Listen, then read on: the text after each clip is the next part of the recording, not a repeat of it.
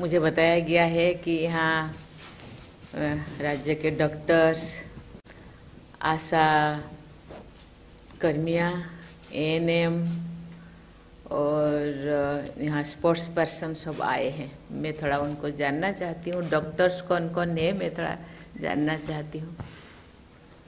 जी जी, कितने लोग हैं सबका पहले परिचय दीजिए फिर मैं। नमस्कार मैम, मैं doctor GL Singhal, project coordinator Beti Bachao Beti Padhao जी। हरियाणा में।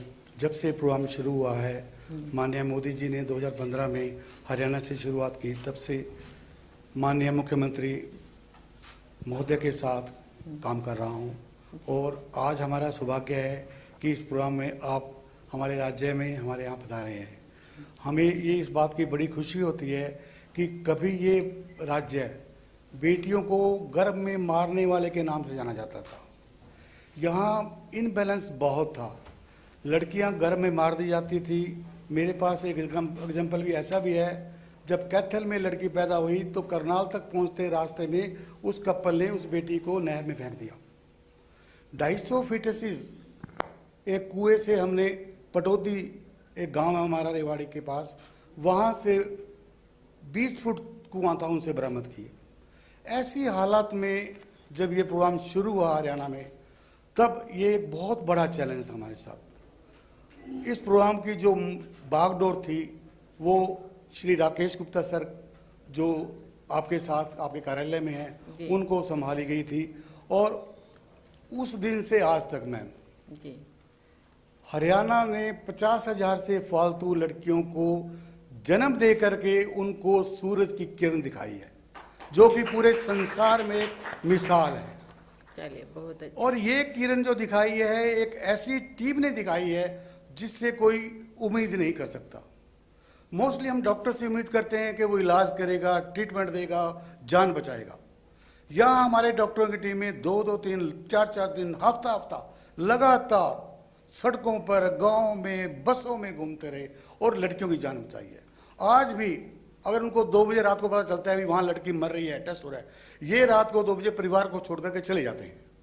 हमारी टीमें हरियाणा के अलावा यूपी, आज की डेट में यूपी हमें वेलकम कर रहा है कि आप आओ, हमारी समस्या भी दूर करो। हमारे को बहुत बढ़िया कोऑपरेशन मिल रहा है वहाँ पे, क्योंकि जब हम रेड करते हैं तो हमारे को लोकल टीम भी साथ चाहिए। काफ़ी ऐसे लोग हैं जो 2001 से 2002 से काम कर रहे हैं, वो लोग आज भी सलाखों के नीचे हैं। सुप्रीम कोर्ट तक उनकी जमानतें नहीं हुई है मैडम। तो ये एक ऐसा अभियान था जब हम शुरू था, हमारी सक्सेस 871 थी। आप ये जो काम करते टाइम परिवार से या समाज से कोई ऐसे विरोधाभास का सामना किया? जितने भी हमारे वॉलंटियर्स हैं, वॉरियर्स हैं मैडम, सब के सब जो है परिवार के साथ जुड़े हुए हैं और उनके परिवार की पूरी सपोर्ट है। जो हमारी आशाएं हैं, एएनएम्स हैं, उनके हस्बैंड साथ जाते हैं कई बार तो, और कई बार उनको छोड़ करके आते हैं, टेलीफोन पे कांटेक्ट में होते हैं। जितनी भी लेडी वर्कर हमारे साथ जाती हैं उनके साथ मेडिकल डॉक्टर्स होते हैं, एलएमओज होती हैं, उनका ध्यान रखती हैं। गर्भवती महिलाएं हमारे रेड में जरूरी होती हैं, उन गर्भवती महिलाओं के लिए एक मेडिकल टीम हमारे साथ होती है। वो उसकी सुरक्षा हमारे लिए प्राइम इंपॉर्टेंस होती है। हम सबसे पहला उसकी सुरक्षा का इंतजाम करते हैं, उसके बाद हम रेड के लिए करते हैं। अगर हमारे को ऐसा लगता है कि हमारी उस महिला की सुरक्षा खतरे में है तो पहले हम उसको अपने गले लगाते हैं, उसको बचाते हैं हम लोग पहले। अभी आप 50,000 से ज़्यादा या उससे भी ज़्यादा आप बेटियों को सूरज का किरण दिखाए है, जिंदगी बचाई है। अभी हम आप उनका कोई लेते हैं कि वो कैसे है, अच्छे है या प्यार उनको मिलता है, नहीं मिलता है? सभी बच्चियां हमारे आंगनवाड़ी वर्कर्स हैं मैम, वो ध्यान रखती है। उनका हर गांव के अंदर इलाज होता है, उनका देखरेख होता है, जाते हैं, उनको न्यूट्रिशन देते हैं। एएनएम हमारे पास है, आशा हमारे नहीं, पास। आप तो आप अपना काम करते हैं। नहीं, मेरा मतलब है परिवार का प्यार उन बेटियों को मिलता है कि परिवार का प्यार परिवार के साथ हमारी जो पैरामेडिक वर्कर्स हैं, आंगनवाड़ी हैं, वो लोग उनके परिवार में विजिट करते हैं और ये इंश्योर करते हैं। अच्छा। जहाँ जहाँ ऐसा कोई इशू आता है, मान लो कई बार क्या होता है कि बेटी के प्रति मोह ठीक नहीं है, तो हमारे जो आंगनवाड़ी वर्कर जाके समझाते हैं उनको अच्छा। हमारी एक थापा ताई है यहाँ पे झज्जर के अंदर, वो हर गांव के अंदर वॉलंटियर बन गए हैं हम लोग। They are really selfless volunteers, जो जाके गांव में यही काम करते हैं, प्रमोट करते हैं कि बच्ची, क्योंकि हमारे हरियाणा के अंदर खेलों के अंदर भी काफी ओलंपियंस आए हुए हैं जो माउंटेन तक पहुंच गए हमारी बच्चियां। ठीक, तो उससे बहुत हौसला मिलता है। ठीक ठीक है। गांव में पहले हालात ये होता था कि बेटी अगर पैदा हुई है तो ऐसा जैसे होता ना कि मातम सा छा जाता है कि जी। बेटी पैदा हो गई। अब बेटी पैदा होती है तो हमारे एक रिवाज होता है, बेटे के जन्म पर कुआं पूजन होता है। अब बेटी के जन्म पर भी कुआं पूजन होने लग गया। अब उसी प्रकार की मिठाई नहीं, बंटती वही है। मैं जानना चाहती उसी हूँ प्रकार कि की उनको मिठाई प्यार बनती है। मिलता है। हाँ। अब वो जो दूरी बनती थी पहले भी, अब बेटियों से नहीं बनती है। चलिए। बेटियों को पढ़ाने में, बेटियों को आगे लाने में परिवार भी समझ गए हैं काफी। ठीक है, बहुत ठीक कम है, संख्या ठीक है। में। और कोई? आपसे डॉक्टर्स हैं, हमारी टीम है डॉक्टर्स की, जी, जी। मिस्टर मनमोहन तनेजा हैं, जी। जिन्होंने इस हरियाणा में इस मुहिम की स्टार्ट किया था। भारत की प्रथम महिला महामहिम राष्ट्रपति जी को मेरा वंदन। मेरा नाम मनमोहन तनेजा है। मैं हरियाणा राज्य का औषधि नियंत्रक हूँ। मैं जब जिला स्तर पर नियुक्त था तो जिला पीएनडीटी एडवाइजरी बोर्ड का सदस्य हुआ करता था, और वहाँ पर लिंगानुपात को कैसे सही किया जाए इसके बारे में डिस्ट्रिक्ट एडमिनिस्ट्रेशन में चर्चा हुआ करती थी। उस समय हमारे यहाँ अल्ट्रासाउंड केंद्रों पर लिंग जांच की हमें सूचनाएं मिलती थी। हरियाणा सरकार ने उन अल्ट्रासाउंड केंद्रों पर छापामारी करने और उन्हें पकड़ने के लिए हमें आदेश दिए। माननीय मोदी जी ने जब बेटी बचाओ बेटी पढ़ाओ कार्यक्रम की शुभारंभ हरियाणा के पानीपत से 2015 में की, तो माननीय मुख्यमंत्री श्री मनोहर लाल जी खट्टर ने हमारे यहाँ पे एक सेल का गठन किया, सीएम सेल में। और हमें सबसे बड़ी दिक्कत आती थी कि जब हम उनके यहाँ चेक करते थे और फॉर्म वगैरह में गलती मिलती थी तो कंप्लेंट दायर होती थी कोर्ट में। गिरफ्तारी का कोई उस समय हमारे यहाँ पे इतना कुछ नहीं होता था। तो हमने पुलिस ऑफिशियल्स के साथ इंटरेक्शन करके इसमें एक ऐसी क्लॉज थी सेक्शन 28 में कि these offences are non bailable and cognizable. तो रोहतक में हमने पहली स्टिंग ऑपरेशन किया। एक डॉक्टर के यहाँ हमने डिकॉय भेजा और उसने उसका लिंग जांच कर दिया। तो मौके पर ही हमने पुलिस से उसको गिरफ्तार किया, उसकी मशीन सील की। This was the first FIR in Haryana and doctor was arrested. तो डॉक्टरों में एक भय हो गया। तो हरियाणा में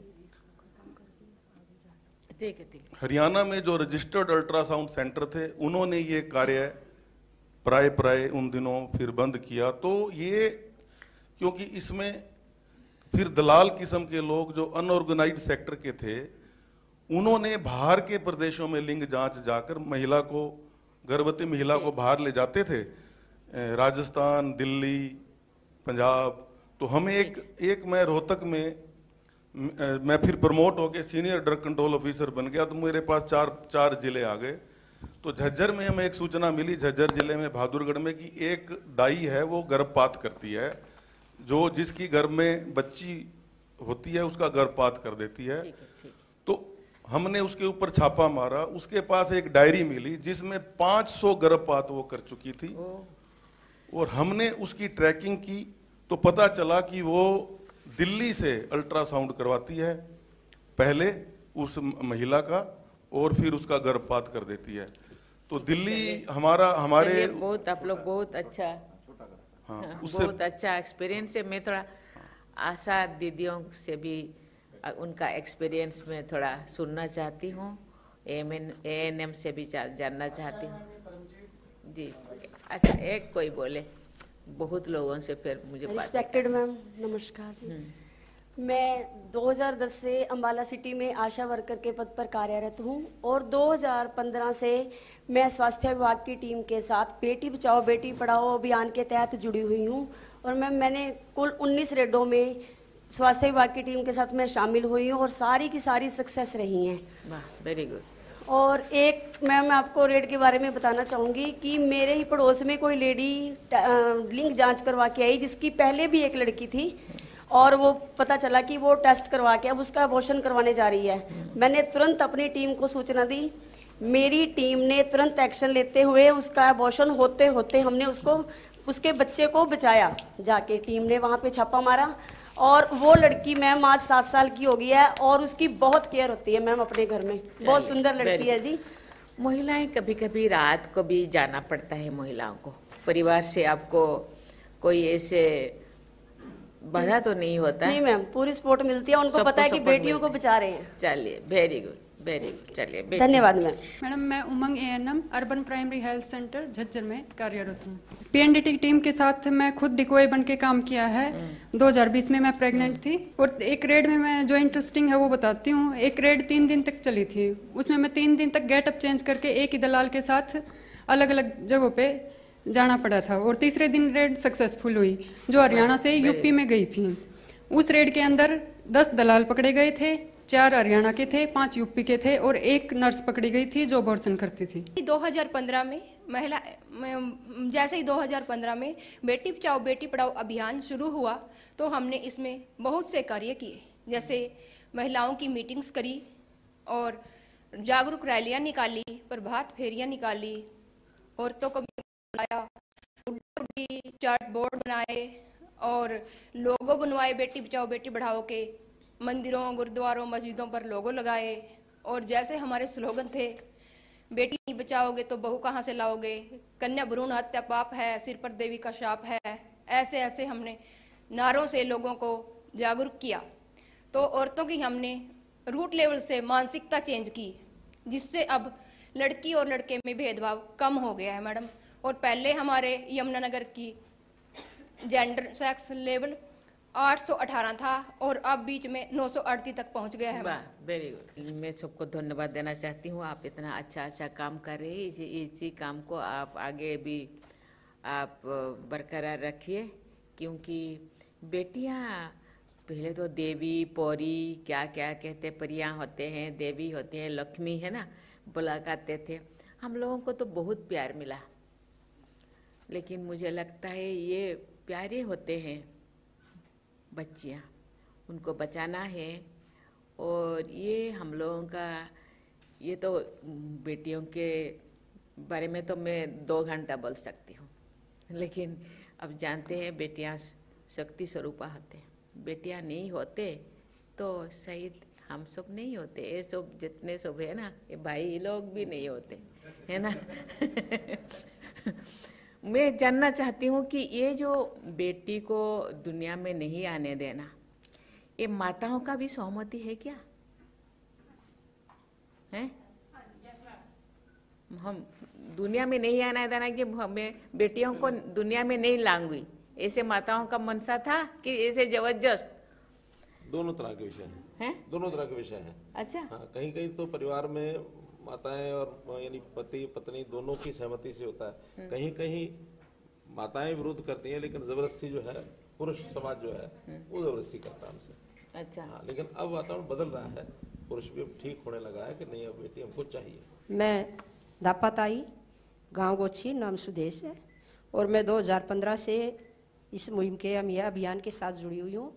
और मेरा ज़्यादा इंटरेस्ट तब बना जब मेरे गांव की सेक्स रेशो 621 आई है।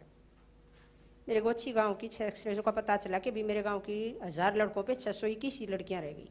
तो मैंने ये वीडियो उठाया और मैंने अपनी पहचान बनाने के लिए ड्रेस तैयार की, एक ये तैयार किया और ये अपनी ये लगाती हूँ। और मैं जहाँ भी जाती हूँ तो अपनी ये तैयारी में जाती हूँ तो सबको ये पता चले कि भी दापाताई आई हैं और ये क्या काम कर रही हैं।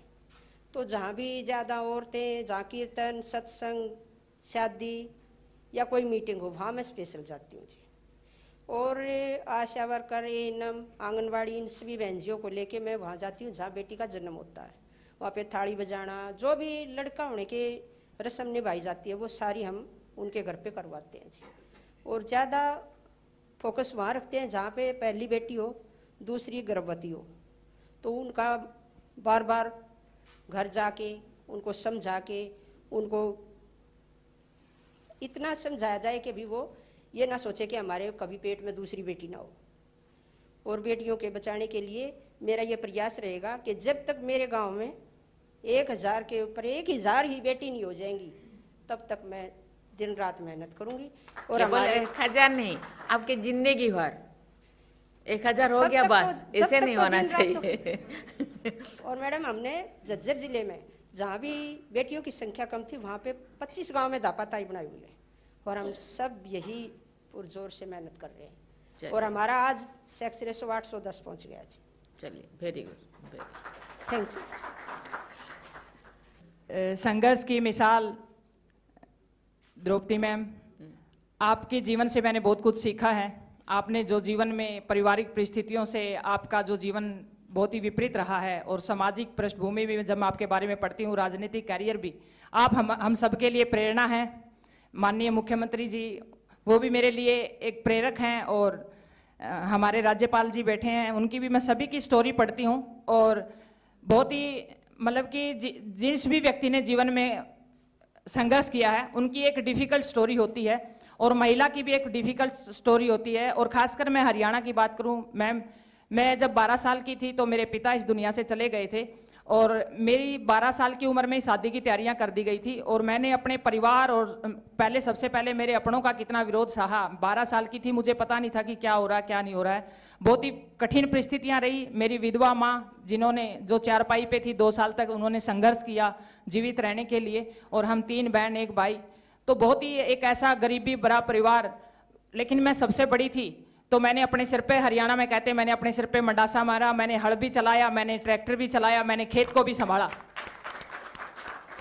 और मैंने उस परिवार को, जब मैं निकली गांव से एक दुपट्टा डाल के, अभी तो लड़कियां पैंट शर्ट पहन लेती हैं, लोअर टी शर्ट, आज से 20 साल बैक मैं लेके जाऊं तो सलवार और दुपट्टे के अंदर लड़की निकलती थी तो पुरुषों के जो ताने होते थे वो मुझे पता है, मेरी किताब लिखूंगी उसके अंदर की क्या क्या होते थे। और एक प्रेशर रहता था कि अगर मैं नहीं कामयाब हुई, रात को मैं सो नहीं पाती थी, तो मैं कैसे जवाब दूंगी उस चीज को। तो उस प्रेशर में मैंने काम किया, लेकिन मेरे अंदर वो कॉन्फिडेंस था, उस चीज ने मेरे अंदर वो पैदा की कि मैं आज कुछ भी कर सकती हूँ। वो विश्वास मेरे अंदर पैदा किया और मैं उन बाधाओं से लड़ी और मैंने उन कठिन परिस्थितियों में संघर्ष किया। मेरे घर में खाने के लिए एक टाइम की रोटी नहीं होती थी, लेकिन मेरी माँ ने मेरे को एक शब्द हमेशा कहा, चारपाई पे लेटे लेटे भी, कि बेटा आगे बढ़, आप बहुत कुछ कर सकती हो। मेरी माँ के उस शब्द ने मुझे यहाँ तक ला करके खड़ा कर दिया। आप कौन सी इवेंट, आप कौन सी स्पोर्ट्स? मैं पर्वतारोही हूँ। मैंने विश्व की सबसे ऊंची चोटी माउंट एवरेस्ट पर एक बार नहीं 3 बार तिरंगा लहराया है और बेटी बचाओ बेटी पढ़ाओ का वो वेरी गुड। 7 महाद्वीपों के हाईएस्ट माउंटेन पे भी मैंने अपने देश का तिरंगा लहराने का सौभाग्य मिला है। 7 चोटियां चढ़ चुकी, 7 महाद्वीप। आप जो महिलाओं का कोई सम्मेलन होता है आपको जाना चाहिए, क्योंकि महिलाओं के मन में जा थोड़ा ऐसे ऊर्जा वहाँ डालना चाहिए कि महिलाएं थोड़ा जागरूक हो। ये मोटिवेशनल स्पीकर हैं, जगह जगह भेजते हैं, आप उनको भेजिए, है ना। हाँ। और ये पुलिस में हमारे क्या सब इंस्पेक्टर। मेरा नाम पूजा सिहाग है, मैं गांव सिसाई सार से बिलोंग करती हूँ और खेल कुश्ती में मैंने अभी 2022 राष्ट्रमंडल खेलों में ब्रॉन्ज मेडल जीता है। मेरा कुश्ती का दौर, मेरे पापा का सपना था मेरा रेसलर बनना, कि गांव से बेटी को निकाल के, ताकि मेरे पापा के लिए थोड़ा तालीम, ताकि मेरे को देख के और भी पेरेंट्स अपनी बेटी को बाहर निकाले। फिर आज से 1 साल पहले मेरे पापा दुनिया छोड़ के चले गए। फिर मेरी माँ ने वो सारी चीज़ें संभाली और जैसे ये बोला जाता है कि लड़कियाँ लड़कों बराबर नहीं होती, कमज़ोर होती है, लेकिन जब पापा गए तो मैं इंडिया से बाहर कंपटीशन खेलने गई हुई थी। मेरी माँ ने पापा के उसी रात मेरे से फ़ोन पे ऐसे बात की जैसे कुछ हुआ ही ना हो। बाद में मुझे तब पता चला हादसा हुआ, क्योंकि मैं आ नहीं सकती थी, कोविड में टिकट्स नहीं हुई मेरी, तो तब मेरे को फील हुआ कि मेरी माँ कितनी स्ट्रोंग है। और उन्होंने वो सारी चीज़ें मेरे से 9 दिन ऐसे बात की जैसे कुछ हुआ ही ना हो। तो मैं मानती हूँ कि महिलाएं बहुत स्ट्रोंग होती है। और अभी मैंने 3 महीने पहले, जैसे मेरे हस्बैंड एक्सपायर हो गए, वो हादसा देखा। फिर आज मेरी माँ मेरे को फिर से बोलती है कि तूने तब भी तो किया था, अब भी कर सकती है। हार मान के घर बैठेगी तो कोई देख के नहीं सीखेगा, अगर तू आज भी आगे बढ़ेगी तो फिर तेरे को ये देख के कि हाँ उस बेटी ने भी तो किया है, मैं भी कर सकती हूँ। सभी माओ के लिए, क्यों माँ होते हैं ना, सभी माओ के, है ना। माँ में कितना शक्ति है ये बताना चाहिए, है ना। माँ शक्ति स्वरूपा होते हैं, है ना। चलिए, thank you ma'am. Thank you. नमस्ते मैम, मैं सुचिका। रोहतक की रहने वाली हूँ। मैम मैंने 5 बार इंटरनेशनल में मेडल प्राप्त किया और अभी रिसेंटली कॉमनवेल्थ चैम्पियनशिप में पार्टिसिपेशन किया है। मैम मैं एक मिडिल क्लास फैमिली से बिलोंग करती हूँ और हम 4 बहनें हैं, एक भाई, और हम चारों बहनें जूडो करती हैं। मेरे मम्मी पापा ने मुझे और हमें बहुत सपोर्ट किया है कि आज हम इस मुकाम पे पहुँचे हैं यहाँ पे। और मैं सभी पेरेंट्स से ये रिक्वेस्ट करते हुए अपने बच्चों को सपोर्ट करें, खास करके लड़कियों को, जैसे हमारे माँ बाप ने किया हमें, और कभी भी हमने किसी से कम नहीं सोचा और हमारे जैसे आगे बढ़ें, वो हमसे भी ज़्यादा देश का नाम रोशन करें। Ma'am thank you ma'am. शादी हो गया है? Yes ma'am. और आप ससुराल में सपोर्ट मिलता है? Yes ma'am. चलिए बहुत अच्छा। मैं सोनीपत की रहने वाली हूँ, गांव मदीना है मेरा। मैं ओलंपिक में पार्टिसिपेट कर चुकी हूँ। और थोड़ा लीजिए। हाँ। मैं इंडिया की सबसे यंगेस्ट रेसलर हूँ जो ओलंपिक में गई है। बहुत अच्छा। 2 बार मैं वर्ल्ड चैंपियन बन चुकी हूँ और पेरेंट्स का और कोचेस का मेरे ऊपर पूरा सपोर्ट था। चलिए चलिए बहुत अच्छा। ये आगे का क्या प्लान है आपका?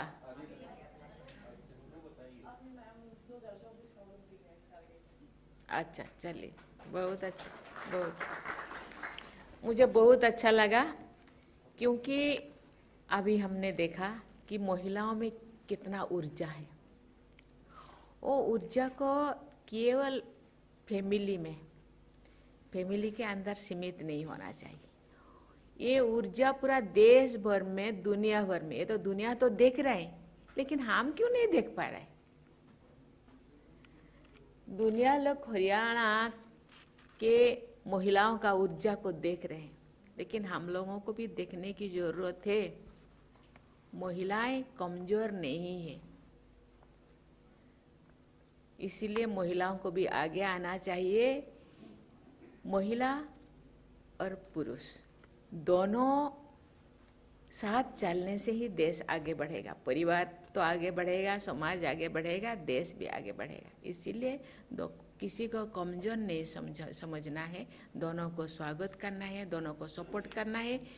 मैं तो कहती हूँ तो महिलाओं को ज़्यादा सपोर्ट करना चाहिए, क्योंकि महिलाएं समाज के व्यवस्था के अनुसार दूसरे जगह जाना पड़ता है, दूसरे लोगों को फेस करना पड़ता है, बहुत सारे कैरेक्टर को अपनाना मैंने उनको पड़ता है।